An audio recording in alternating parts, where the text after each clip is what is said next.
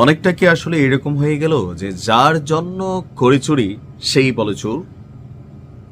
কথা বলছি সাংবাদিক ইলিয়াস এবং পিনাকি ভট্টাচার্যকে নিয়ে। সাম্প্রতিক সময়ে গেল 5ই আগস্ট পরবর্তী সময়ে তাদের যে বক্তব্য, তাদের যে অ্যাক্টিভিটিস সোশ্যাল মিডিয়াতে এর বড় একটা বা সিংহভাগ সাপোর্টার অথবা তাদের বক্তব্যগুলো যেই দলের পক্ষে যায় সেটা হচ্ছে বাংলাদেশ জামাত ইসলাম।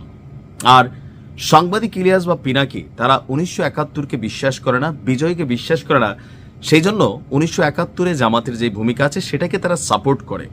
তো মোটামুটি জামাত এবং কি বলা হয় যে বা ইসলামিক দলগুলোর যে জোটগুলো আছে ম্যাক্সিমামই আসলে পিনাকি এবং ইলিয়াসকে এই মুহূর্তে সাপোর্ট করে। বিএনপি আওয়ামী লীগ তারা প্রতিদিনই গালাগালি করে অথবা তাদের বিরুদ্ধে অ্যাকশনে যাওয়ার চিন্তা করে। খোদাই সরকারও তাদেরকে খুব বেশি পছন্দ করে না। কিন্তু সেই জামাতি যখন প্রথম আলো এবং ডেইলি স্টারে ভাঙচুরকে কেন্দ্র করে একটা বক্তব্য দিয়েছে, তো সেই বক্তব্য শোনার পর কখন যে পিনাকি এবং ইলিয়াস জামাতকে নিয়ে আবার মানে 14 গোষ্ঠী উদ্ধার শুরু করে, আমি খুব আশ্চর্য হব না।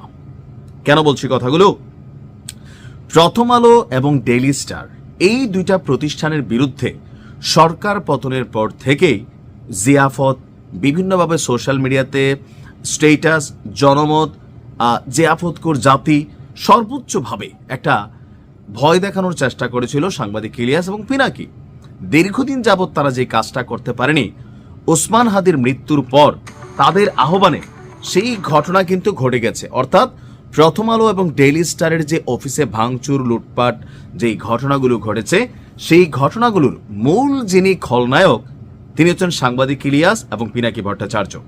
আর যখন সে ডেইলি স্টার এবং প্রথম আলোতে হাত দেওয়ার পরে জামাতের খুবই ঊর্ধ্বতন একজন নেতা, যিনি জামাত ইসলামের সহকারী সেক্রেটারি জেনারেল এহসানুল মাহবুব জুবাইর ভাই যে বক্তব্য দিয়েছে, সেই বক্তব্যে ইলিয়াস এবং পিনাকির বিরুদ্ধেই জামাতের অবস্থান স্পষ্ট হয়েছে।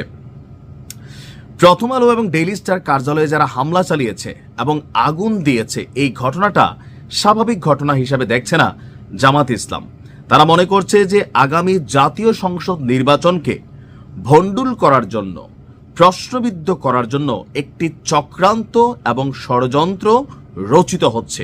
যারা এই ঘটনাগুলো করছে তারা আসলে একটা গভীর ষড়যন্ত্রে লিপ্ত রয়েছে। তো এই ঘটনাগুলো কারা করছে? ইলিয়াস এবং পিনাকি, এর বাহিরে কোনো বক্তব্য নেই। প্রথম আলো এবং ডেইলি স্টার কার্যালয়ে হামলা ও আগুন দেওয়া এবং সম্পাদক পরিষদের সভাপতি নিউজ সম্পাদক নুরুল কবিরকে হেনস্থার প্রতিবাদে একটা প্রোগ্রামের আয়োজন করা হয়েছিল। সেই সভায় সংহতি জানাতে এসে জামাতের এই নেতা এমন বক্তব্য দিয়েছেন। তো তিনি বলছেন, আমি মনে করি যে রাষ্ট্রের চতুর্থ স্তম্ভ আমাদের প্রত্যেকের অস্তিত্বের সঙ্গে জড়িত। কোনো অবস্থায় এগুলোর উপর হামলা কেউ গ্রহণ করবে না। আমরা কেউই এটা মেনে নিতে পারি না, এটা যাতে ফুল স্টপ হয়। বিগত সরকারের সময় গণমাধ্যমের উপর হামলার প্রসঙ্গ তুলে জামাতের এই নেতা বলছেন, অন্তর্বর্তী সরকারের দায়িত্ব অনেক বেশি, তারা সেই দায়িত্বটি পালন করতে ব্যর্থ হয়েছে।